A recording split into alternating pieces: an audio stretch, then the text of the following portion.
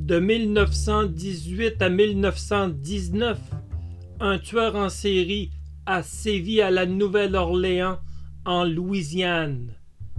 Le tueur employait une hache qui quelquefois appartenait à la victime elle-même. Il ciblait surtout la communauté italo-américaine. Les épiciers semblaient une cible pour lui. L'homme ne volait rien. Tout ce qui l'intéressait était de tuer. Voici l'histoire de l'homme à la hache de la Nouvelle-Orléans.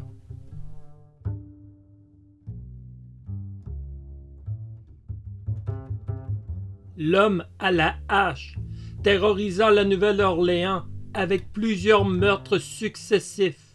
Il avait une façon bien à lui de tuer. Il entrait tout simplement dans les maisons. On se demandait à l'époque de quelle manière il pouvait bien s'y prendre devant un public pourtant averti. On en vient même à lui attribuer les pouvoirs surnaturels d'un démon. On le disait grand, insaisissable, et pour ajouter à la peur, il était armé d'une hache.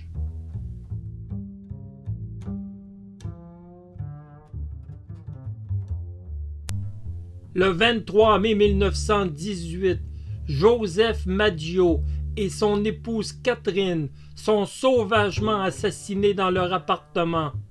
Ils ont été égorgés, puis frappés à la tête avec une hache. Catherine Maggio fut presque décapitée tellement le tueur s'est acharné sur elle.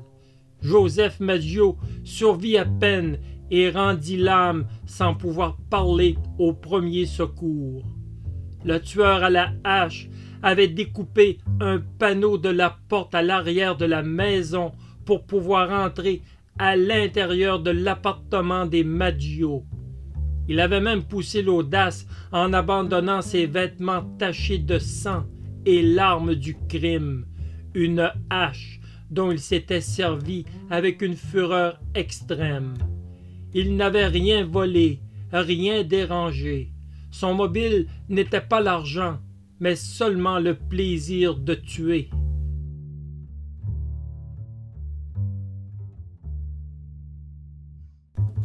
On retrouva le rasoir qui servit à égorger les Maggio dans la cour d'un voisin.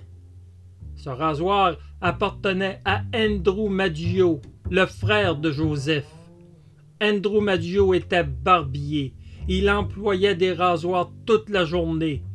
Mais ce n'était pas suffisant pour les autorités, qui en vinrent même à l'arrêter, le suspectant fortement pour ces deux meurtres. Andrew demeurait à côté de son frère. Les policiers en vinrent à la conclusion qu'il avait tout le loisir de s'introduire chez son frère pour commettre ce massacre. On se rendit compte peu après, avec divers témoignages, que Andrew Maggio n'avait rien à voir dans cette affaire et on le relâcha peu après.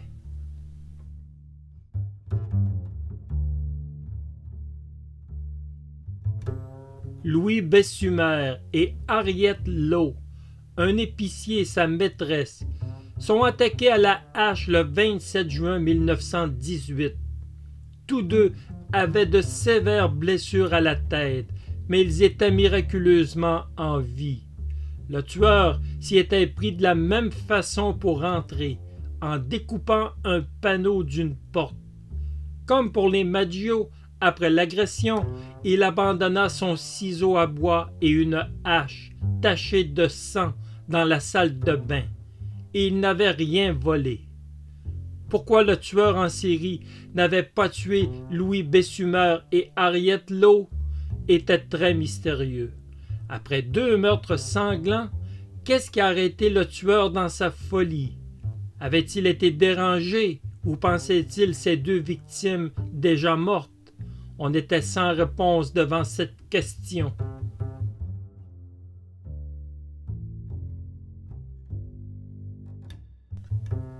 Harriet Lowe témoigna que l'agresseur était grand, avec une peau sombre, mais on ne prêta pas foi à son témoignage.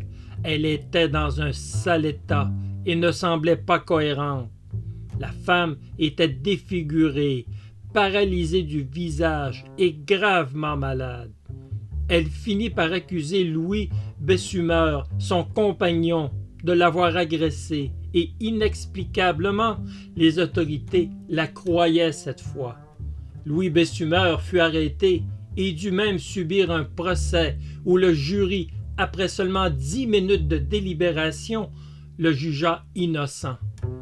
Comment avait-il pu s'infliger lui-même une fracture du crâne et toutes ces blessures constatées par les médecins? Le 1er mai 1919, Louis Bessumer était relâché.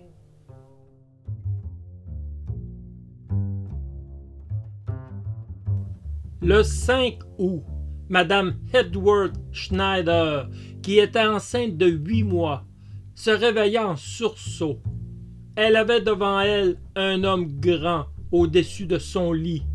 Elle se mit à hurler de toutes ses forces, mais reçut un violent coup à la tête. Elle perdit aussitôt conscience.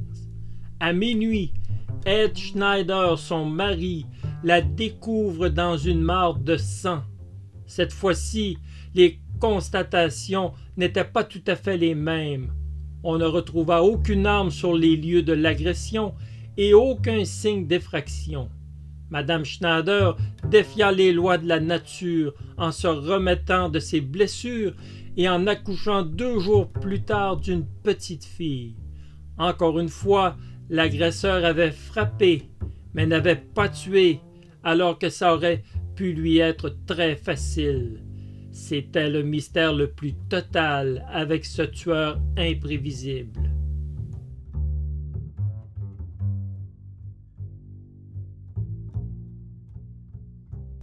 Le tueur à la hache est actif et continue de terroriser.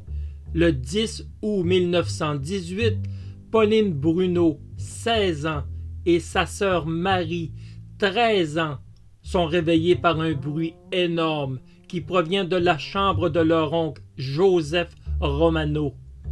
Elles se sont rendues dans la chambre pour constater que leur oncle venait de subir une agression sauvage en recevant de violents coups à la tête. Elles ont eu le temps de voir l'agresseur en fuite et le décriront comme un homme à la peau sombre avec un costume noir et un chapeau. Joseph Romano décéda 2 jours plus tard d'un traumatisme crânien. Encore une fois, le tueur à la hache ne vola rien, mais laissa une hache ensanglantée dans la cour arrière. Une fois de plus, il avait découpé des panneaux sur la porte pour pouvoir pénétrer à l'intérieur de la demeure de Romano. Le tueur a maintenant un nom, le tueur à la hache. Les gens sont inquiets, les gens sont armés et attendent le tueur la nuit. On veille, on ne dort plus.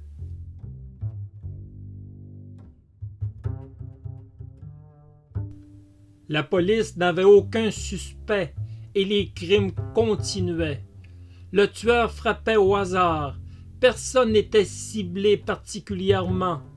L'homme à la hache avait abandonné une hache dans le jardin des épiciers d'un quartier. Le 11 août, Al Durand découvrit dans son arrière-cour une hache et des ciseaux.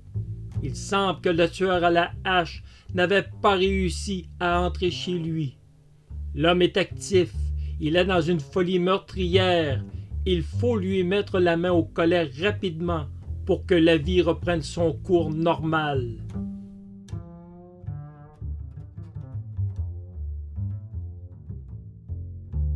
On affirmait même que l'assassin se déguisait peut-être en femme pour ne pas éveiller les soupçons. Les gens voyaient des traces d'effraction qui n'existaient pas. On voyait le tueur partout. Des battues furent organisées dans les quartiers selon les observations des habitants qui avaient vu ou pensaient avoir vu un homme suspect. Toutes les recherches ne menaient jamais à rien. La panique était à un tel point que les témoignages n'étaient en aucune façon fiables.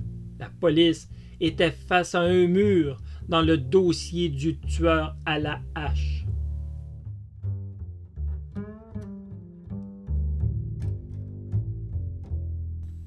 John D'Antonio, un détective italien à la retraite, fit des observations intéressantes pouvant aider la police dans son enquête. Ses recherches la menèrent 8 ans plus tôt, en 1911, où plusieurs homicides ressemblaient à ceux qui se produisaient en 1919. Il pensa que l'on avait peut-être affaire au même homme qui était en sommeil depuis 8 ans et qui tout à coup voyait la folie meurtrière se réveiller en lui. À l'exemple de Jack l'Éventreur, il supposait qu'il s'agissait peut-être de quelqu'un en apparence respectable, mais qui cachait en réalité un monstre sans pitié pour ses proies.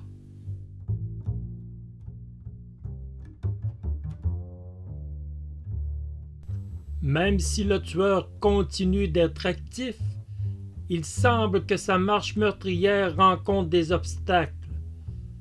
Durant le mois d'août 1918, Paul Lobella constate que les panneaux de la porte arrière de son ancienne épicerie sont manquantes, mais sans aucune conséquence. Joseph Le Bouef, épicier lui aussi, constate la même chose. Le bruit l'avait réveillé et il avait surpris l'homme qui tentait d'entrer chez lui. Le tueur s'était enfui sans demander son reste. Pas plus tard que le lendemain, une hache est retrouvée à l'arrière de la maison de M. Rick Nagel, un autre épicier. Paul Durel constata lui aussi que sa porte avait été cisaillée, mais sans plus. Durel avait eu la clairvoyance de déposer une grosse caisse de tomates devant sa porte. L'obstacle était suffisant pour empêcher le tueur d'entrer dans la maison. L'homme à la hache rencontre des obstacles dans son dessein meurtrier, mais la peur demeure. Il est sans repos et on se dit qu'il finira bien par frapper encore. Tout sembla se calmer par la suite. Le tueur est-il toujours dans les parages ou est-il en sommeil? Mais plus aucun événement ne se produisit les mois suivants. La confiance semble revenir parmi la population. Le cauchemar semble terminé. Mais 6 mois après les dernières agressions, le 19 mars 1919, l'homme à la hache frappe de nouveau.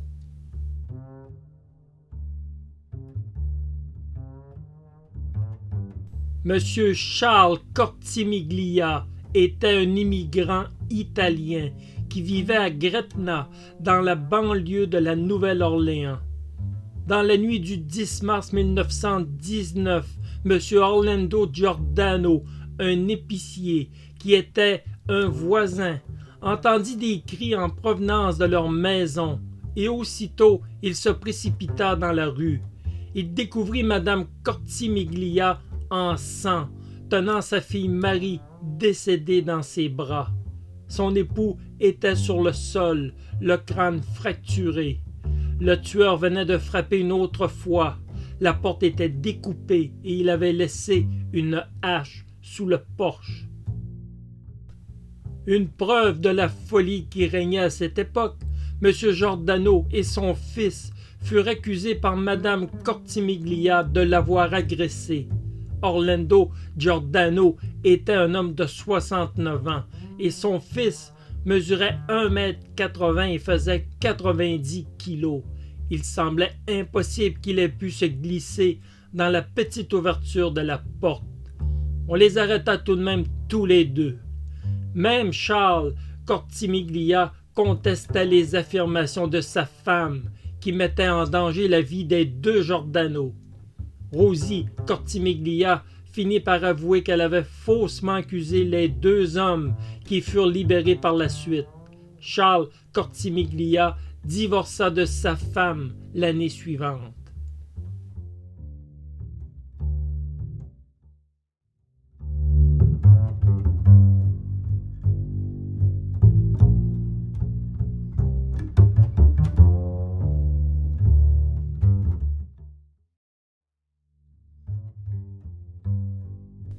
Le 14 mars 1919, le journal Le Nouvel-Orléans Times Picayune reçoit une lettre qui semble provenir du tueur à la hache. La lettre disait textuellement les choses suivantes. « Ils ne m'ont pas pris. Ils ne me prendront jamais. Ils ne m'ont jamais vu car je suis invisible, tout comme l'éther qui entoure votre terre. Je ne suis pas un être humain, mais un esprit et un démon de l'enfer le plus chaud. Je suis celui que vous, Néo-Orléanais, et votre folle police appelez l'homme à la hache. Quand je le voudrai, je viendrai et réclamerai d'autres victimes. Moi seul sais qui ils doivent être. Je ne laisserai aucune preuve, sauf ma hache sanglante, barbouillée du sang et du cerveau de celui que j'aurais envoyé ci-dessous pour me tenir compagnie. Si vous le souhaitez, vous pouvez dire à la police de veiller à ne pas m'énerver. Bien sûr, je suis un esprit raisonnable. Je n'ai pas été offensé par la façon dont ils ont mené leur investigation dans le passé. En fait, ils ont été si profondément stupides qu'ils m'ont amusé, moi et Sa Majesté satanique, Francis Joseph. Qu'ils ne cherchent pas à découvrir qui je suis, car il vaudrait mieux qu'ils ne fussent jamais nés plutôt que d'encourir la colère de l'homme à la hache. Je ne pense pas qu'un tel avertissement soit nécessaire, car je suis sûr que la police m'esquivera toujours comme elle l'a fait dans le passé. Ils sont assez sages et savent comment se tenir à l'écart du danger. Sans aucun doute, vous, Néo-Orléanais, pensez que je suis un meurtrier des plus horribles, ce que je suis, mais je pourrais être bien pire si je le voulais. Si je le souhaitais, je pourrais visiter votre ville tous les soirs, je pourrais tuer des milliers de vos meilleurs citoyens à volonté, car je suis en relation étroite avec l'ange de la mort. Maintenant, pour être exact, à minuit 15, mardi soir prochain, je vais passer à la Nouvelle-Orléans. Dans mon infinie miséricorde, je vais vous faire une petite proposition à vous, les gens. La voici. Je suis très friand de musique de jazz et je jure par tous les diables des régions basses que chaque personne chez qui se trouvera un groupe de jazz en train de jouer au moment que je viens de mentionner sera épargné. Si tout le monde a un groupe de jazz, bien, alors tant mieux pour vous les gens. Une chose est certaine, c'est que certains d'entre vous qui n'écouteront pas de jazz mardi soir goûteront de la hache. Eh bien, comme j'ai froid et que je me languis de la chaleur de mon Tartare natal, il est temps que je quitte votre maison terrestre et que j'arrête mon discours, en espérant que vous vouliez bien publier cela, ce qui pourrait vous convenir. J'ai été, je suis et je serai le pire esprit qui ait jamais existé, que ce soit dans la réalité ou dans le royaume de la fantaisie. Signé l'homme à la hache.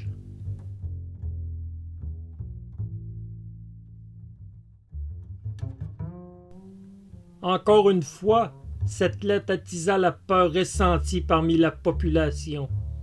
D'autres, par contre, attendaient le tueur de pied ferme. Certains poussèrent même l'audace en passant des annonces dans les journaux, en invitant le tueur dans leur demeure. Encore une fois, le tueur à la hache semblait s'être calmé. Plusieurs mois se passèrent sans agression, mais le 10 août, Steve Boca, lui aussi épicier, eut juste le temps d'apercevoir une silhouette sombre avant de perdre connaissance. Il survécut, parvint à se rendre chez un voisin, Frank Genusa, avant de sombrer de nouveau. On constata que le tueur à la hache avait frappé encore une fois. Le panneau découpé dans la porte et surtout la hache ensanglantée abandonnée dans la cour. Steve Bottcha parvint difficilement à se remettre de ses blessures et en garda des séquelles pour le reste de sa vie.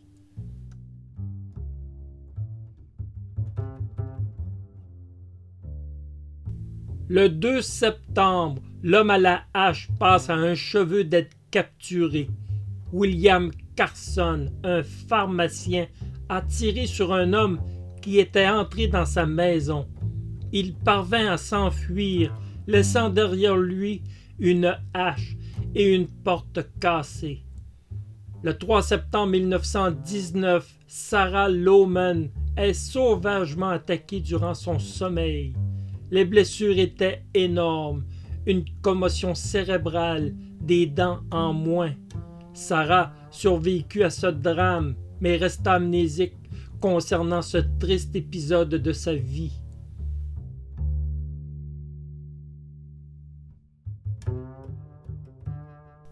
Le 27 octobre, Mike Pepitone, un autre épicier, fut tué dans son lit. Pepitone n'avait eu aucune chance. Sa femme, qui dormait dans une autre chambre, aperçut un homme qui s'enfuyait avec une hache à la main. Cette agression fut la dernière de l'homme à la hache de la Nouvelle-Orléans. Malgré une enquête très poussée, l'interrogatoire d'un grand nombre de suspects, la police ne parvint jamais à mettre la main au collet de ce tueur sanguinaire. Aucun indice sérieux ne menait vers un suspect qui aurait pu lui correspondre. Le tueur à la hache s'est arrêté et a disparu, mais jamais on n'oublia les années 1918 et 1919, 2 années où il sema la terreur à la Nouvelle-Orléans.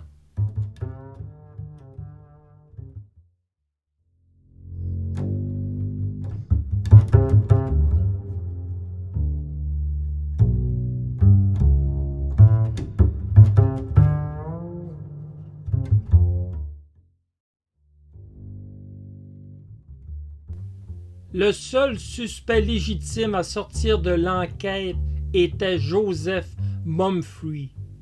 Mumphrey était connu pour avoir dirigé un gang de chantage à la Nouvelle-Orléans qui ciblait spécifiquement les Italo-Américains. Madame Pepitone a affirmé que c'était Mumphrey qu'elle avait vu cette nuit-là dans sa maison, le repérant alors qu'il s'enfuyait après avoir tué son mari. Mumphrey avait également passé du temps en prison entre les années 1912 et 1918, juste au moment où les attaques Axeman se sont arrêtées. Ils n'ont repris qu'après la libération de Mumphrey. Il quitta ensuite la Nouvelle-Orléans en 1919, coïncidant avec le moment où le Axeman semblait disparaître. 1 an après le meurtre de la dernière victime, Mumphrey a été abattu par Madame Pepitone pour se venger de son mari. Mais à ce jour, il n'y a aucune preuve solide qui prouve que Mumphrey était le vrai tueur à la hache de la Nouvelle-Orléans. Michael Newton a fouillé les archives publiques, policières et judiciaires de la Nouvelle-Orléans et de Los Angeles, ainsi que les archives des journaux. Il n'a trouvé aucune preuve qu'un homme portant le nom de Joseph Mumphrey avait été agressé ou tué à Los Angeles. Il n'a trouvé aucune preuve concernant Madame Pepitone qui aurait été arrêtée pour ce supposé meurtre. Malgré tout, la possibilité que Joseph Mumphrey soit le tueur à la hache est bel et bien réelle, car les archives locales de la Nouvelle-Orléans ne sont pas complètes.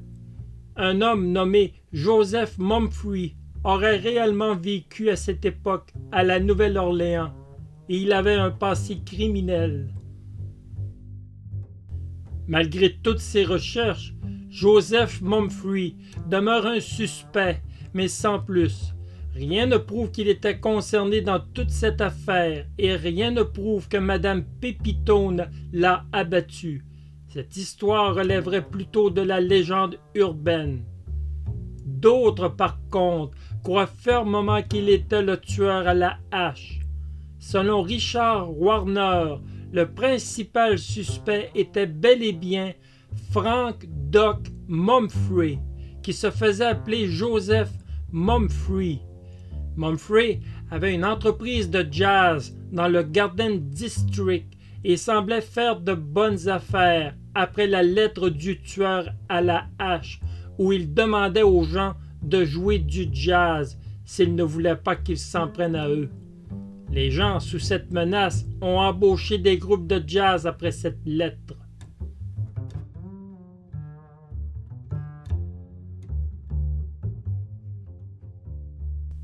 On évoqua non sans raison que tous ces meurtres pouvaient être l'œuvre de la mafia, appelée à l'époque la main noire. Le crime de la main noire était connu comme une méthode d'extorsion utilisée dans les quartiers italiens pour récupérer des dettes impayées ou pour simplement faire payer par les commerçants une protection. De nombreux experts de la mafia pensent que le milieu criminel est hors de cause dans cette affaire, car ce n'est pas la façon de procéder de la mafia. De plus, ils ne laisseraient pas leurs victimes en vie. Il est à noter aussi que bien que plusieurs commerçants épiciers ont été attaqués par le tueur, ce ne fut pas toujours le cas. Certaines victimes n'étaient pas commerçantes.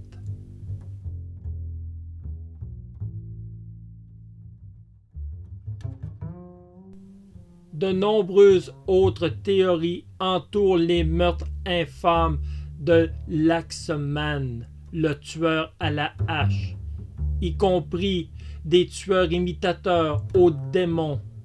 Mais à ce jour, il n'y a pas de vraie réponse sur l'identité du tueur à la hache de la Nouvelle-Orléans. Joseph Mumphrey et la main noire furent les seuls suspects de toute cette affaire. Aucun indice ne mena à des suspects potentiels dans cette sordide affaire.